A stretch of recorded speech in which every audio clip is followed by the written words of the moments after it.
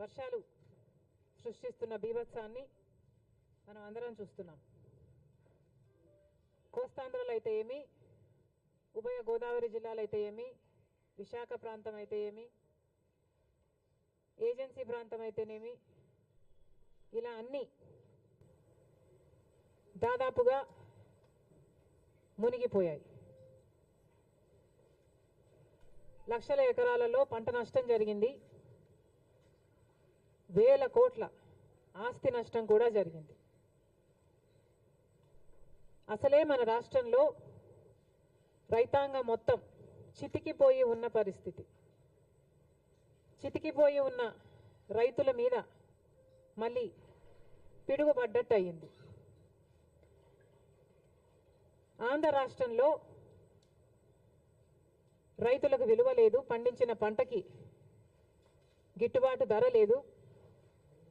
గత 5 సంవత్సరాలుగా రైతులు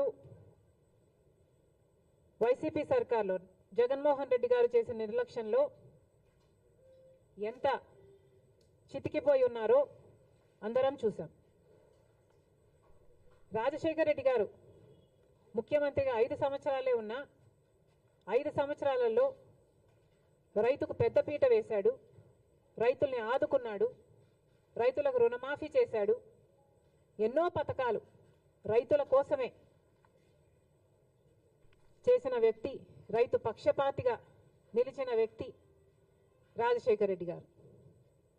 కనీసం రాజశేఖర రెడ్డి గారు మొదలుపెట్టిన జలయజ్ఞం కూడా జగన్మోహన్ రెడ్డి గారు అధికారంలోకి వచ్చిన 6 నెలలకే పూర్తి చేస్తామని చెప్పి కూడా విస్మరించాడు. ఒక జలయజ్ఞంలో కొత్త ప్రాజెక్టులు కట్టడం కాదు కదా, అసలు ఉన్న ప్రాజెక్టులను కూడా కనీసం మెయింటెనెన్స్, కనీసం రిపేర్స్ కూడా చేయకపోతే ఎన్నో ప్రాజెక్టులలో గేట్లు ఊడి కూడా నదులలో తేలడం మేము చూసాం. అయినా సిగ్గనిపించలేదేమో. రైతుల కోసం 3,000 కోట్లతో ధర స్థిరీకరణ నిధి ఏర్పాటు చేస్తామని చెప్పారు. 1 సంవత్సరం కూడా పక్కన పెట్టలేదు. 4,000 కోట్లతో రైతులు పంట నష్టపోతే నష్టపరిహారం కింద పక్కన పెడతామన్నారు. 1 సంవత్సరం కూడా పెట్టలేదు. రాజశేఖర రెడ్డి గారు ఉన్నప్పుడు ఇన్పుట్ సబ్సిడీ అయితేనేమి, లేకపోతే డ్రిప్ మీద సబ్సిడీ అయితేనేమి, యంత్రాల మీద సబ్సిడీ అయితేనేమి, ఇలా ఎన్నో ఇచ్చి ఆదుకుంటే ఏది ఇవ్వకుండా రైతుల్ని ఘోరంగా ముంచేయడం గత 5 సంవత్సరాలుగా. రైతన్నవాడు అసలు ఆంధ్ర రాష్ట్రంలో అప్పే లేని రైతన్నవాడు లేకుండా మిగలకుండా పోయాడు. ఇంత చితికిపోయి ఉన్న రైతుల మీద ఈరోజు మళ్ళీ ఈ వర్షాల భారం. మరి రైతన్నవాడు ఏం చేయాలి? రైతులు ఎలా బతకాలి? ఇప్పుడు ముఖ్యమంత్రిగా చంద్రబాబు గారు ఉన్నారు. కూటమి సర్కార్ అధికారంలో ఉంది. మరి ఇప్పుడు కూడా రైతుల్ని ఆదుకోకపోతే ఆంధ్ర రాష్ట్రంలో అసలు రైతులే మిగలరు. ఇప్పటికే ఒకరోజే 10 సెంటీమీటర్లకు పైగా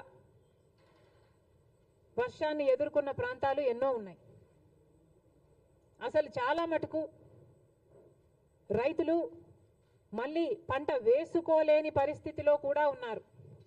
అంటే మట్టి పుడుకుపోయి, అంటే వేసిన పంట నష్టపోవడం ఒక ఎత్తు అయితే, మళ్ళీ ఈ వర్షాలు అయిపోయిన తర్వాత పంట వేసుకోలేని పరిస్థితులు కూడా ఎంతోమంది రైతులు ఎదుర్కొంటున్నారు.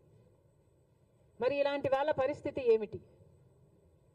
మళ్ళీ చెప్తున్నాం, కూటమి సర్కార్ అధికారంలో ఉంది.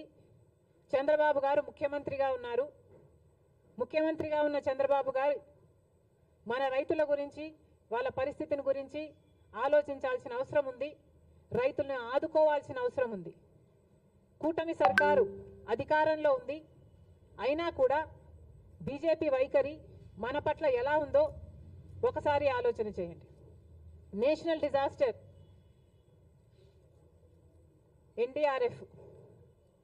ఎన్డీఆర్ఎఫ్ బలగాలు మన రాష్ట్రాలకి ఎంతమంది వచ్చారు, ఎంతమందిని ఆదుకున్నారు?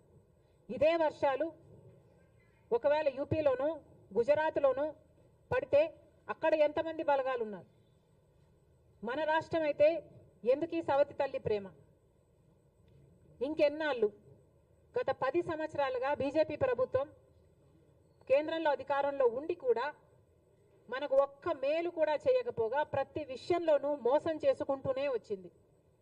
మరి అలాంటి బీజేపీతో చంద్రబాబు గారు కూటమి కట్టారు. ఆ కూటమి ఇప్పుడు అధికారంలో ఉంది. మరి ఇప్పుడైనా మన రైతుల్ని ఆదుకోకపోతే మన రైతులు నిజంగానే చితికిపోతారు.